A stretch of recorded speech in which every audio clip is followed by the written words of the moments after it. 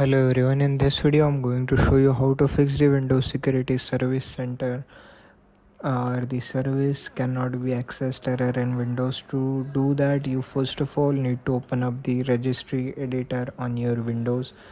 Once you did that, you need to head over to the let me go all the way up till this section over here. From here you need to click on the login machine section. Once you clicked in there, you need to go to the current control set section, and then you need to click on services.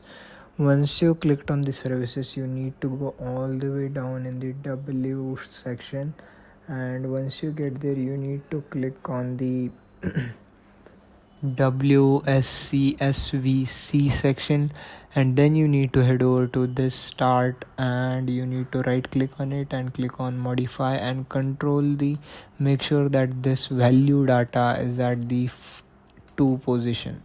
Make sure the value is 2 in the value data column. Once you did that, you need to click on OK, and then you just need to restart your PC.